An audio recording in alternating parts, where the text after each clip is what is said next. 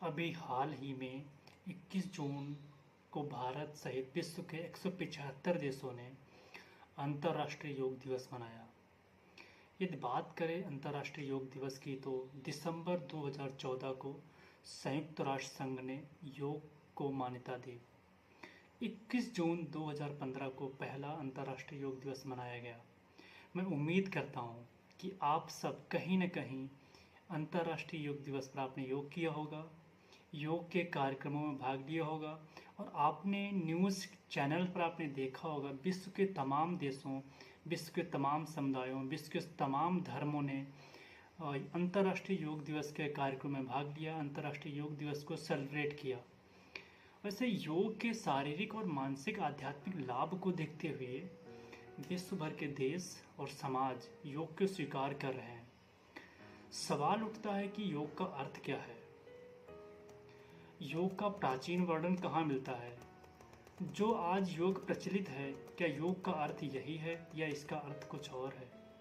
आओ हम डिटेल्स में समझते हैं और इन सभी सवालों के उत्तर तलाशते हैं। योग शब्द संस्कृत भाषा के युज शब्द से बना है, जिसका अर्थ होता है मिलना या जुड़ना या संयुक्त होना। प्रश्न उठता है किससे मिलना और किससे संयुक्त होना और किससे जुड़ना। इन सभी के उत्तर आपको आगे जैसे जैसे वीडियो आप देखेंगे मिलते रहेंगे। वैसे अगर मैं बात करूं कि योग का परिभाषित किन किन ग्रंथों में किया गया है, तो सबसे पहले गीता में श्री कृष्ण योग को परिभाषित करते हुए धनंजय से अध्याय 2 में योगस्थ कुरु कर्माणि योगस्थ कुरु कर्माणि संग त्यक्त्वा धनंजय सिद्ध असिद्धयो समो भूत्वा समत्वम योग उच्यते। अर्थ यह है कि तू आसक्ति का त्याग कर सिद्ध असिद्ध में सम होकर योग में स्थित हुआ कर्म कर, अर्थात विपरीत भाव में भी समान रहने की अवस्था योग है। यहाँ पर विपरीत भावों का प्रयोग किया गया है। विपरीत भाव कौन? जैसे प्रसन्नता अप्रसन्नता में भी आप सम हो, मान हो या अपमान हो, दोनों अवस्थाओं में आप समान रहें। इसे ही कृष्ण ने योगी पुरुष कहा है। आपने या आपके परिवेश में आपके आसपास कई योगी मिल जाएंगे। क्या लगता है आपको है जो कृष्ण ने गीता में योगी पुरुष की विशेषताएं बताई हैं, क्या वे विशेषताएं उन व्यक्तियों में आपको देखने को मिलती हैं? अगर देखने को मिलती हैं तो आप उन्हें योगी कह सकते हैं। इसका एनालिसिस आप खुद के स्तर पर कर सकते हैं। आगे कृष्ण योग को और अधिक परिभाषित करते हुए कहते हैं योगः कर्म कर्मसु कौशलम, श्लोक नंबर 50 अध्याय नंबर 2। अर्थात अपने कर्म में कुशलता प्राप्त कर लेना ही योग है। इसका मतलब है कि यदि आप एक स्टूडेंट हैं, हाँ आप एक स्टूडेंट हैं, तो आपका कर्म विद्यार्जन करना है और आप जिस भी क्षेत्र में हैं, चाहे साइंस हो, मैथमेटिक्स हो, आर्ट्स बैकग्राउंड हो या कोई भी आप वर्किंग व्यक्ति ही क्यों ना हो, आप अपने कर्म में कुशलता हासिल कर लेते हैं तो वह एक योग की अवस्था है। जैसे भारत के महान खगोल शास्त्री गणितज्ञ ब्रह्मगुप्त ने गणित के स्तर पर उस समय समकालीन विद्वानों में सबसे उच्च पाए जाते हैं, उच्च स्तरीय हैं। श्री निवास रामानुज विज्ञान के क्षेत्र में सत्येंद्रनाथ बोस, एपीजे अब्दुल कलाम जैसे महान व्यक्तित्व पाओगे जो योग की पराकाष्ठा है, योग को जिया जिन्होंने है। भारत और वर्तमान दुनिया के महान व्यक्तित्व को आप उस स्तर तक पहुँचते हुए देख सकते हैं। वैसे अगर मैं बात करूं, महर्षि पतंजलि ने ग्रंथ योग सूत्र में योग को वैज्ञानिक तरीके से परिभाषित किया है। महर्षि पतंजलि से पहले योग प्रचलित था, लेकिन योग को व्यवस्थित तरीके से परिभाषित करने का श्रेय महर्षि पतंजलि को जाता है। आज के समय में वैज्ञानिकों ने योग पर कई परीक्षण किए और उन निष्कर्षों में योग के लाभ वही पाए गए जो महर्षि पतंजलि के योग सूत्र में बताए गए थे। महर्षि पतंजलि ने योग सूत्र में योग दर्शन को स्थापित किया है। योग सूत्र के अनुसार यह संसार दो तत्वों से मिलकर बना है। एक तत्व है प्रकृति, जो कि जड़ है। प्रकृति की तीन विशेषताएं हैं, एक सत्वगुण है, एक रजोगुण है, एक तमोगुण है। वहीं दूसरा तत्व है पुरुष। पुरुष को आप आत्मा कहते हैं, कह सकते हैं। आत्मा को जिसे कोई ईश्वर कहता है, कोई भगवान कहता है, कोई ब्रह्म कहता है। आत्मा सर्वज्ञ है, आत्मा का सर्वज्ञ माना गया है, जो प्रकृति के कण-कण में व्याप्त है, इसलिए वह सर्वव्यापी है। आत्मा की मुख्य भूमिका के कारण प्रकृति अपना कार्य संपन्न करती है। मनुष्य भी इन्हीं दो तत्वों से मिलकर बना है, प्रकृति, पुरुष, जिसे हम आत्मा कहते हैं। योग दर्शन ने ईश्वर भगवान के अस्तित्व को स्वीकार नहीं किया है, लेकिन गुरु के रूप में ईश्वर के अस्तित्व को स्वीकार किया है।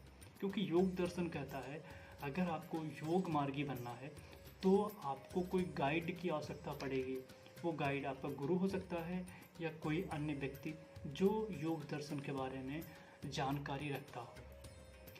अब तक का हिस्सा दार्शनिक दृष्टि से था। आगे पतंजलि ने व्यवहारिक पक्ष पर ध्यान केंद्रित कर समाज को एक बेहतरीन सूत्र दिए हैं, जिसे योग कहा जाता है। सामान्य भाषा में योग को पतंजलि ने इस प्रकार परिभाषित किया है, योगस्य चित्त वृत्ति निरोधा। यहाँ चित्त का अर्थ है अवचेतन मन, सब कॉन्शियस माइंड। जो कुछ भी हम रटते हैं, याद करते हैं, वो सभी चीज़ें अवचेतन मन में स्टोर हो जाती हैं। मन वासनाओं का पुंज है, इसमें वासनाओं की लहरें उठती हैं। वही आत्मा वासनाओं से परे है। लहरें रूपी वासनाएं, जब तक वासनाएं शांत नहीं होगी तब तक आत्मा का स्पष्ट प्रतिबिंब नजर नहीं आता है। चित्त जब वस्तुओं के संपर्क में आती है, किसके? वस्तुओं के संपर्क में आती है, तो वह वस्तुओं का आकार ग्रहण कर लेती है।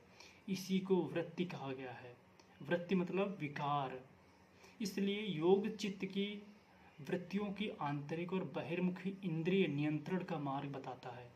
अतः जो शरीर, इंद्रियों तथा मन को पूर्ण अनुशासित कर चित्त की वृत्तियों का निरोध करता है, चित्त मतलब विकार, विकार का निरोध करता है, उसे ही महर्षि पतंजलि ने योग कहा है। योग शरीर को आत्मा से जोड़ता है। योग शरीर को आत्मा से जोड़ता है, उससे समन्वय स्थापित करता है। योग एक परिवर्तनकारी अभ्यास है जो मन और शरीर के बीच सामंजस्य, विचार और क्रिया के बीच संतुलन, संयम और पूर्ति की एकता का प्रतिनिधित्व करता है। प्रकृतिजन्य विकारों को त्याग कर आत्मा के साथ संयुक्त होना ही योग है। प्रकृतिजन्य विकार मतलब कि जो प्रकृति के जो तीन गुण हैं उनको भी आपको निरोध करना होगा, तभी हम योग को प्राप्त कर सकते हैं। क्योंकि आत्मा ही मनुष्य का निज स्वरूप है, यही उसका स्वभाव है, उसी के साथ संयुक्त होने की क्रिया योग है। योग की कई विधियां हैं, जैसे राजयोग, कर्मयोग, ज्ञान योग, भक्ति योग आदि। इन सब का एकमात्र उद्देश्य है पुरुष मतलब आत्मा के साथ संबंध स्थापित करना, मतलब आत्मा के साथ एकाकार होना। मन के विकारों को दूर करने के लिए योग दर्शन ने अष्टांगिक मार्ग बताया है। अष्टांगिक मार्ग में 8 तत्व बताया है महर्षि पतंजलि ने। पहला तत्व है यम।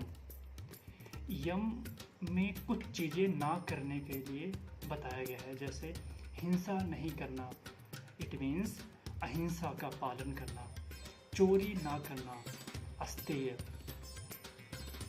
दूसरा झूठ ना बोलना, सत्य बोलना। तो इसमें कुछ चीज़ों को ना करने के लिए बताया गया है। दूसरा तत्व आता है नियम। कुछ नियम बताए गए हैं, जैसे स्वच्छता रखना, संतोषी होना, सरल जीवन जीना। यदि आपको अष्टांगिक मार्ग की तरफ बढ़ना है तो शरीर का स्वस्थ होना जरूरी है। शरीर स्वस्थ तभी होगा जब हम स्वच्छता बनाए रखेंगे। तीसरा तत्व आता है आसन। एक बेहतर और बैठने योग्य व्यवस्था करना जिससे आपको परेशानी ना हो, क्योंकि आपको आसन जब आपका सरल होगा, सहज होगा, तो आपका ध्यान भटकेगा नहीं। तो इसके बाद चौथा तत्व आता है प्राणायाम। श्वास की गति पर ध्यान देना, जो श्वास बाहर निकलती है, जो श्वास अंदर आती है, उस पर आपको ध्यान देना। यहाँ बाबा रामदेव जी ने आसन और प्राणायाम पर ध्यान केंद्रित किया है और आज के अधिकतर व्यक्ति इन्हीं दो को ही योग समझते हैं। नाना प्रकार के एक्सरसाइज करते हैं, नाना प्रकार के आसन करते हैं, वे सिर्फ यही दो करते हैं और आगे नहीं बढ़ते हैं। इसलिए इन्हें थोड़ा सा लाभ मिलता है, शारीरिक लाभ मिलता है, शरीर स्वस्थ रहता है, थोड़ा सा समन्वित जीवन जीने का प्रयास करते हैं। लेकिन ये एक अधूरा योग दर्शन का ज्ञान है। ये सभी चारों यानी यम, नियम, आसन, प्राणायाम, ये सभी जो ये चार तत्व हैं शुरुआत के, ये बाह्य इंद्रियों को नियंत्रित करने पर केंद्रित हैं। मतलब आपको शरीर से स्वस्थ रहना होगा, स्वच्छता बनाए रखना होगा, अपने मन और श्वास को सही दिशा देना होगा। उसके बाद के जो तत्व हैं चार हैं बाह्य इंद्रियों को नियंत्रित करने के लिए, बाकी चार जो हैं आंतरिक इंद्रियों को नियंत्रित करने के लिए, आंतरिक उत्थान करने के लिए, जो कि सबसे महत्वपूर्ण स्टेज यहीं पर है।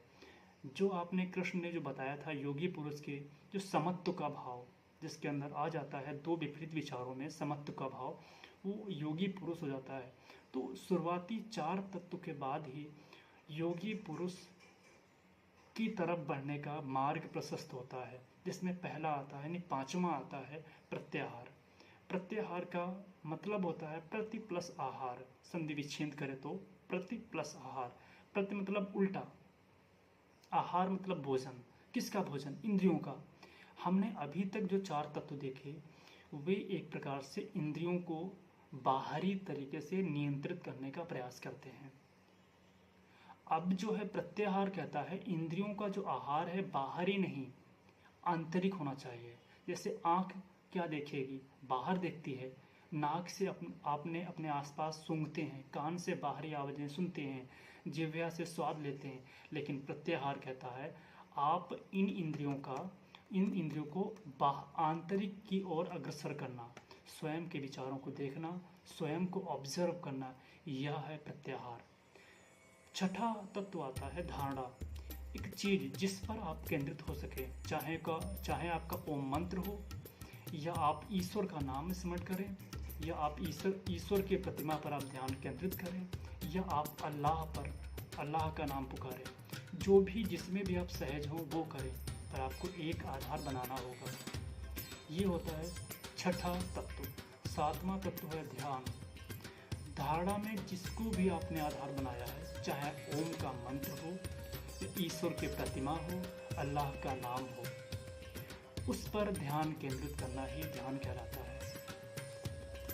सबसे लास्ट में आता है जो आठवां तत्व है समाधि। समाधि वह अवस्था है जहाँ पर समय, परिवेश, स्थान का आभास नहीं रह जाता है। एक प्रकार से सच्चिदानंद की प्राप्ति होती है। कभी कभी आप सबके साथ ऐसा हुआ होगा कि समय का पता नहीं चलता है। जब किसी दोस्त या रुचि का कार्य करते हैं तब हमें ऐसा एहसास होता है कि समय बहुत तेज़ दौड़ रहा है। जैसे ही हमारा ध्यान टूटता है, अचानक मुझ से निकलता है कि कितना टाइम हो गया। तो यही है समाधि की अवस्था। इसे जितना लंबे समय तक आप स्थिर रख पाओगे उतना ही हमें इसका बेनिफिट होगा। सही दिशा में कर पाओगे, आपको आनंद आने लगेगा। यही है योग, यही है योग दर्शन।